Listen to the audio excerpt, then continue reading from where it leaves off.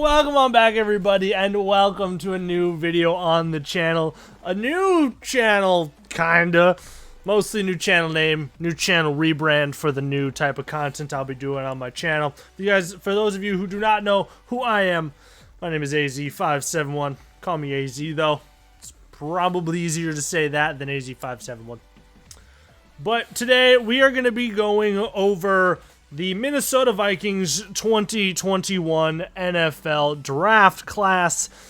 And I'll kind of be going over the different players and then giving my grades on them in terms of where they were picked, in terms of value, and how big of a, or how much it helps the Minnesota Vikings in terms of needs that we had.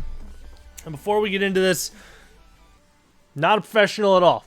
It's all just my own, the things that I see with my eyes, the things that I learned about the players, watching tape on them, and just looking into them leading up to the draft. When it comes to giving reactions like this or giving grades to NFL prospects as soon as they are brought into the NFL, it's usually wrong. Usually you can get a kind of an idea on how it might be, but we're 2-3 years down the road before actually seeing how this all pans out. So we could be 3 years from now and this whole draft class could have been amazing, could have completely fallen off entirely, and most of these guys might not even be on the team. So just that little disclaimer there. These are just my personal opinions and everything like that. These are just based off of the stuff that I saw and stuff that I kind of felt about the draft, being a Vikings fan myself. So I'm bad at this. We're all aware of this by now. But without further ado, we'll hop in. Starting with the first pick that the Minnesota Vikings had, which ended up being at pick 23. We did trade back from pick 14 to 23, picking up 2 third-rounders in the process, trading with the New York Jets. And we ended up getting Christian Darrisaw, the offensive tackle out of Virginia Tech. Now, this is somebody who I think easily could have been taken with our number 14 overall pick. So in terms of value that we got and filling a need on the team, I'm giving this one an A+. Christian Darrisaw is a true left tackle in the NFL. 6'5", 322 pounds. He is phenomenal in pass blocking. His run blocking is pretty decent. But he is a perfect fit for the type of scheme that the Minnesota Vikings run. So getting him at pick 23 when he was somebody we could have taken at pick 14, I think is a huge benefit for us. Plus picking up 2 extra third-round picks out of it. I was really happy when I was watching the draft and we ended up getting him.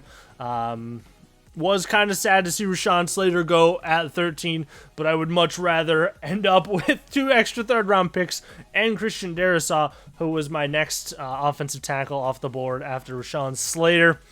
The one knock that some people have on him is some people say that his ability to finish plays or his desire to finish plays can be a little lacking at times, but time will tell if that'll actually be a problem or not. That could just be stuff that you see in college that doesn't really translate to the NFL and whatnot. So that's something that'll just take a little bit of time to see where he pans out with his desire, his drive to finish plays. So that's really his only knock on him. It's very nitpicky when it comes to him. He is just a true left tackle in the NFL, and I was super happy that we got him. The second pick we got was our first of our 4 third-round picks. That was pick 66, which we drafted Kellen Mond, the quarterback out of Texas A&M. So I was kind of shocked to see this pick, and at first I didn't really know what to think about it. After doing a little bit more research into him and kind of having a little bit of time to digest it and everything like that, I really do love this pick. He is unbelievably athletic, has a cannon for an arm, an overall great prospect. His processing can be a little slow, and his accuracy definitely needs a little bit of work, which is why he was somebody that obviously could have been taken in the 3rd or 4th round.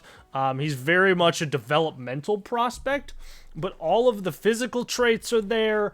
All of the upside is there for him in the future. So if within a year or two he makes huge leaps with his accuracy and everything like that, he is definitely eventually somebody we could hand the reins over to. And he could end up being the quarterback of the future in Minnesota. I think the other big thing with him is he landed in probably the best spot that he could have in terms of somebody who would have been looking for a quarterback at that range. With him having so many weapons, if he were to take over for Kirk Cousins, you got Adam Thielen, Dalvin Cook, Justin Jefferson, a ridiculously good I shouldn't say ridiculously good offensive line just yet, but on paper, it is a full offensive line now. We have 5 very good starters in terms of being on paper. We'll have to see what actually happens during the NFL season, with 2 of them being rookies and then 1 of them being in their 2nd year in the NFL. And then I think 1 even being in their 3rd and 4th year in the NFL. So our offensive line is very, very young. So obviously there's a lot of things to still look at with them. But in terms of potential, I think our offensive line has a lot of potential. So in the future, if Kellen Mond were to take over, he could sit behind Kirk Cousins for a year or 2. We all know Kirk Cousins is very, very good with his accuracy, very, very good with his deep ball. It's a lot of the athletic stuff that he necessarily doesn't have, which Kellen Mond has plenty of. So I think Kellen Mond is in a perfect spot. So for this pick, I am going to give it a B+. I'm not going to jump it up to an A just because of the fact that we don't really know what he's going to become in the future. I do think it was a need to get a backup on the team. I don't know if it was kind of a shock to go with somebody so completely different from the quarterback we have currently, but that might actually be a good thing, moving towards a more athletic quarterback and everything like that, where his weaknesses are our current quarterback's strengths. So hopefully he can learn even more from that. And if he does pan out to be the quarterback that we think he could be, given a little bit of time, this would easily be an A+ type of a pick here as well. And with that being one of the picks that we got from the Jets trade, and we still got the guy that we got, I am more than happy taking a shot on somebody like Kellen Mond, even if it doesn't pan out.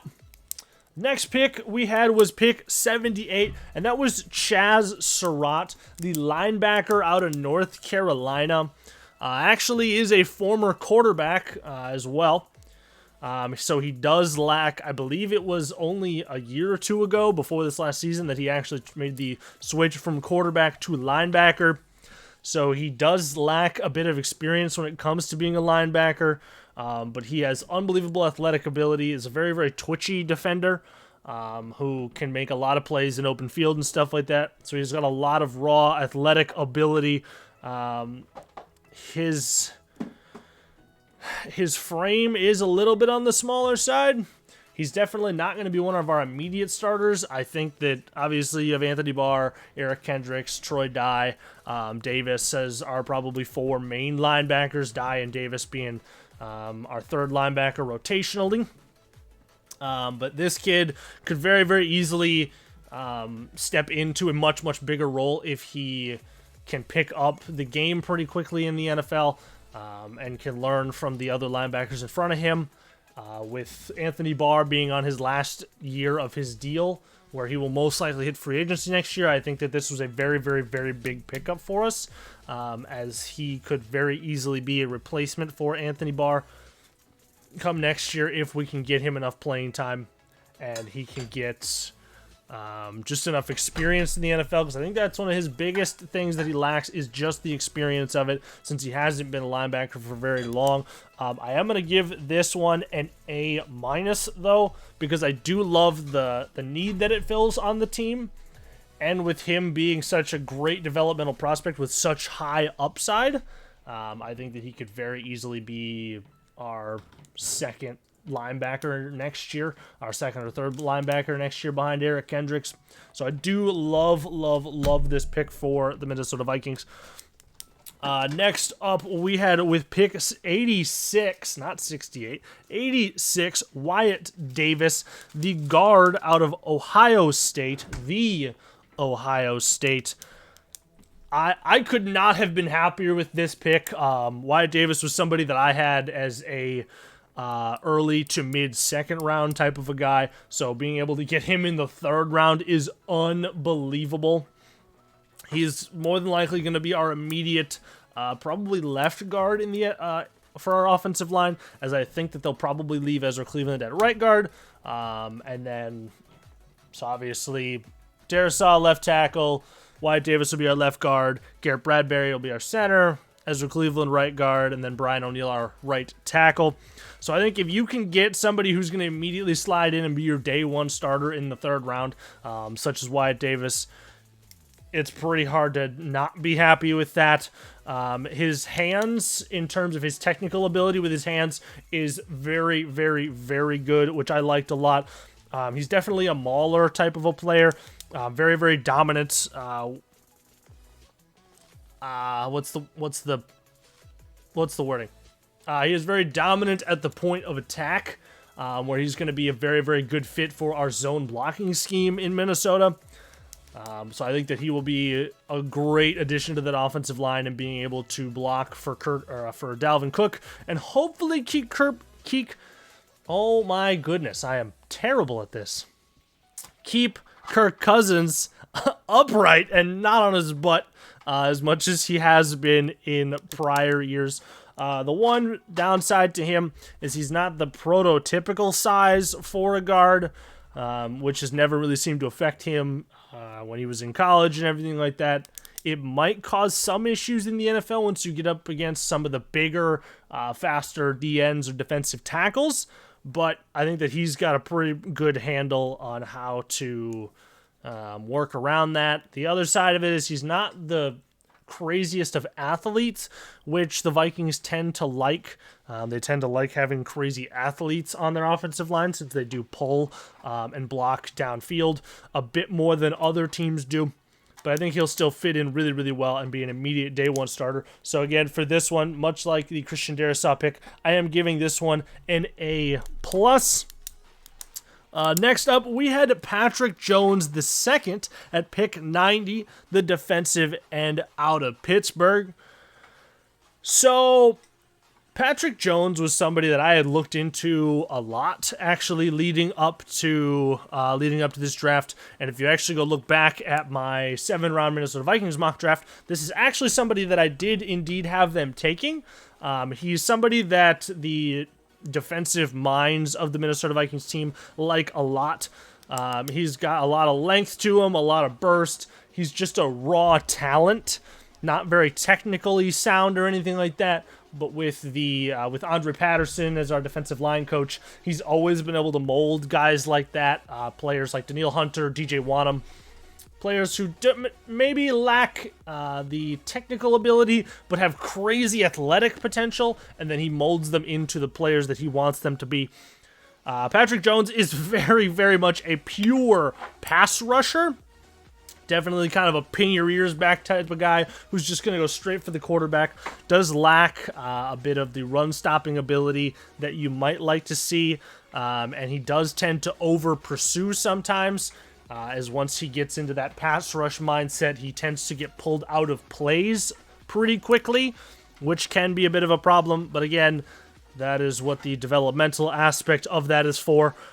Crazy high effort player, high motor all the time, does not stop even if he gets pulled out of plays. There's quite a few plays where I've seen him get pulled out of plays by a tight end, just kind of pushing him to the outside, and he ends up running back into the play to make a tackle, or at least pull the running back back to the inside for the rest of his defenders. So I really, really did like this pick for them. It might have been a little early for him. I don't know if I had a 3rd round grade on him. I think I probably had him as an early 4th round type of a guy. But again, if he turns out to be a Danielle Hunter type where Andre Patterson's like, hey, I want this guy could be a huge addition to our pass rush, I'm all for going to get him. With this, though, I am only going to give it a B. Just because, again, I don't think the value is there for him at pick 90. He does have a lot of upside, so in the future, this could be a much, much higher rated pick than what I have it. That's the only reason I'm giving it a B here.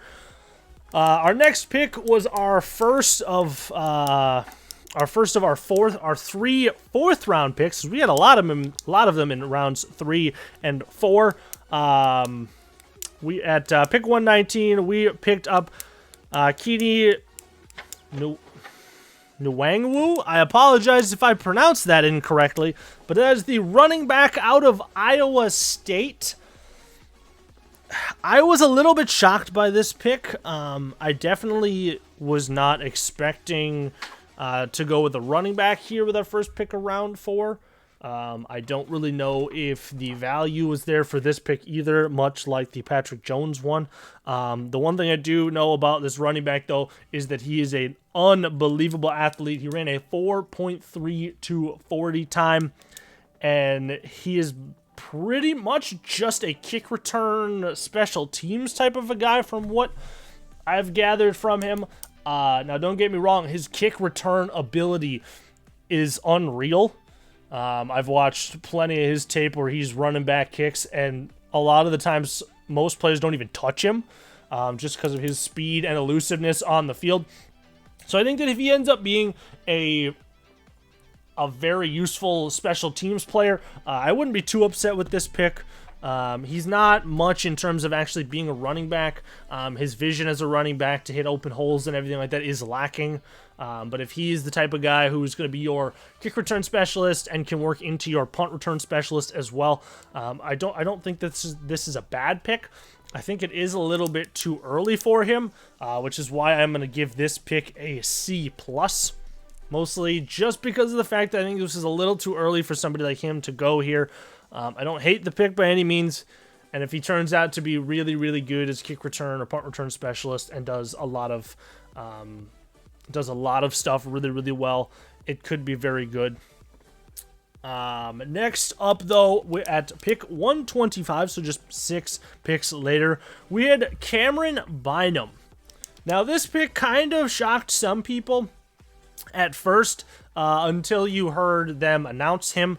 Cameron Bynum was mostly a corner in college, but the Minnesota Vikings did announce him as a safety, and I think that is what he will most likely be playing. He'll most likely be one of our backup safeties.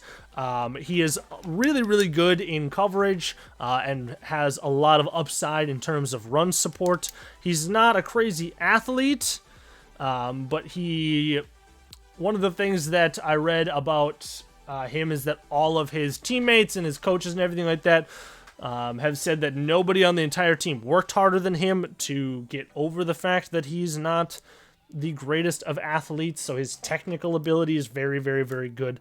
And I think that he will actually do a lot better as a safety, since he will not have to be doing a lot of man press coverage and whatnot.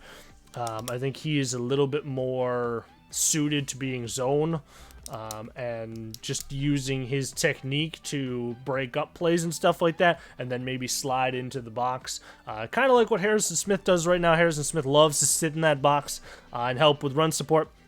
So I think that this pick is a great pick for the future. Obviously, as we did, as Harrison Smith is getting a little bit older, he's still very, very, very talented and still brings a lot to the team. But I think that this could be a great pick for the future, and I think that he could do a lot as a rotational safety, just sticking him in a lot of the packages that I know that Mike Zimmer and that defense likes to use. So with this pick, I'm actually going to give it a B+, as he's being drafted as a safety. If this was him being drafted as a corner, this would be a little bit lower on my board. But seeing as he's going to most likely be a safety, I actually do like this pick a lot. Not only just because he's going to be playing safety, but the value you get here, I like him a lot at this pick. So we'll roll B+ with that one. Next up, though, is at pick 134. This was the last of our 4th round selections. And with this one, we picked Janarius Robinson, another defensive end, this one out of Florida State.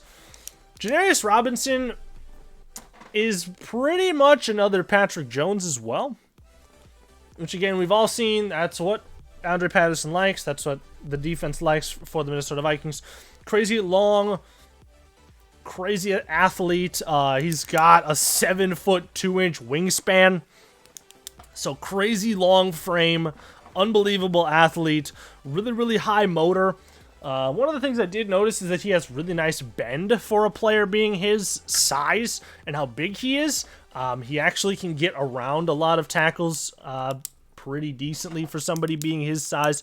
He doesn't have the best first step off the ball, and it does take him a little bit to get going into the play, but he has all of the athletic talent to be a very, very good defensive end. So I think that they were almost a little bit just doubling up on a player like Patrick Jones, where depending on what happens, if DJ Wanham or Stephen Weatherly don't end up giving you what you want, if either of these guys steps up quite a bit and starts pulling ahead of the other by quite a bit, I think you'll see one of these guys get a lot more playing time than the other. I think they're very similar players in terms of how they play. I think Janarius Robinson gives you a little bit more upside in terms of the running game, whereas Patrick Jones is just a pure pass rusher. I think the most likely person to, during the season, end up becoming that second defensive end opposite Neil Hunter is probably DJ Wanham. As we saw last year, he's got a lot of talent too. And I think that he will probably end up becoming that second guy. But either one of these guys could easily make that jump as well and be that second defensive end opposite Neil Hunter in the future. And we all know how good Andre Patterson is building up defensive ends like this. So again, I really, really like this pick as well. I actually like this one a little bit more than the Patrick Jones one. So I'm going to give this one a B+, just like the Cameron Bynum one. I like Janarius Robinson's athletic profile a little bit more than Patrick Jones. They're both super high motors, super high effort players. I just think that Janarius Robinson's run stopping upside is a little bit more polished. He's not as polished as a pass rusher as Patrick Jones might be, but he's also not going to get pulled out of plays as often as Patrick Jones might. Next up, whoa, what are you doing? What is happening? Next up, we had pick 157. This pick was Ihmir Smith-Marsette, the wide receiver out of Iowa. So this one surprised me the most of any of the picks that we made, mostly because basically what Ihmir Smith does really well is exactly what the running back we picked a little earlier in the draft does really well. He's pretty much a return specialist, unbelievable straight line speed. He can take the top off of defenses. His ball skills and his catching radius are not the best by any means. He's not very polished as a route runner. So I really end up seeing this as just another special teams type of a player, where he could end up being a kick return, punt return type of a guy. But if you drafted the running back to be that kind of guy, I don't really know what the point of this one was. Who knows? They could have seen something else in him that they liked. Maybe they see him more as a punt returner, and the running back is more of a kick returner. I don't know. But with this pick, though, it's probably going to be the lowest pick on my draft board, and I am actually going to give this one a C-. I was not a big fan of this pick, just because there was other players on the board that I think would have been much better value and could have helped the team a lot more than this wide receiver. There was even a couple other wide receivers on the board that I think would have benefited us a bit more. We don't really have that third wide receiver yet, that true third wide receiver. So we'll have to see who ends up filling in that role. They did end up picking up 2 extra wide receivers in as undrafted free agents. One of them was Whop Phillier, who I actually like a lot, and I think coming into the season he could surprise a lot of people in climbing up our draft board pretty quickly as a very, very good slot type of wide receiver. But next up at pick 168, we had a Zach Davidson, the tight end out of Central Missouri.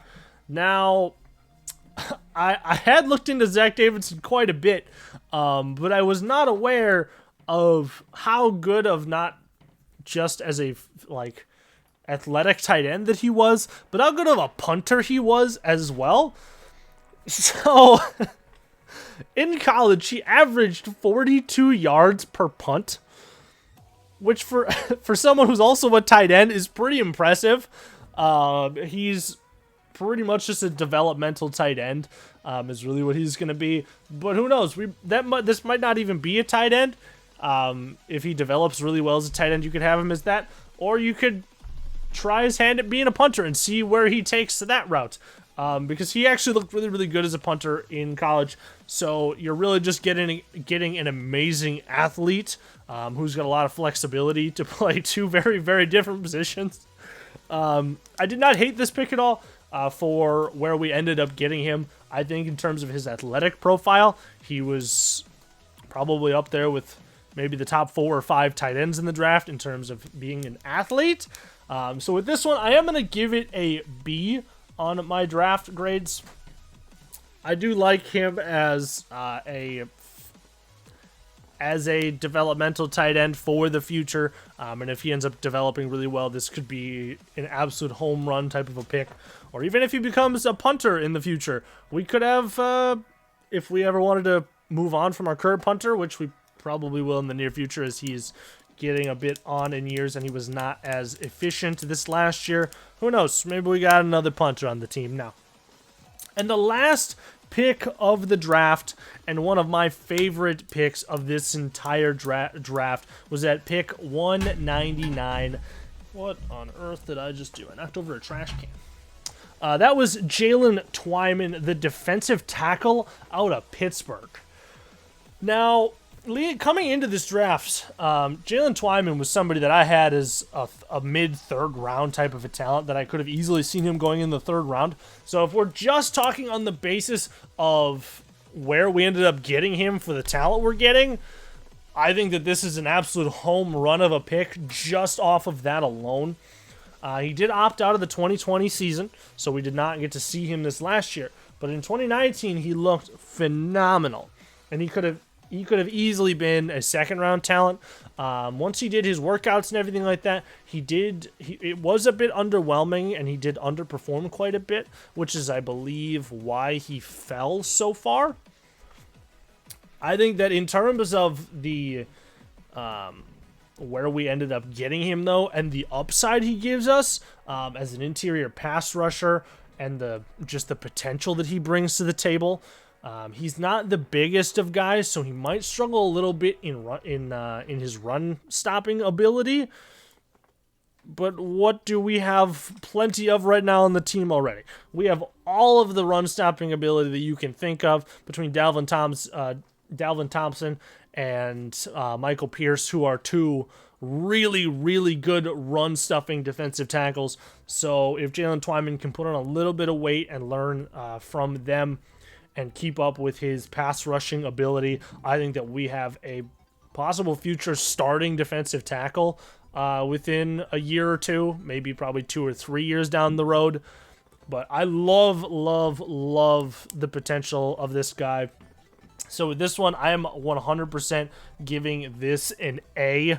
This was an amazing pickup for us in the 6th round, and I have no issues with us taking a flyer on him there.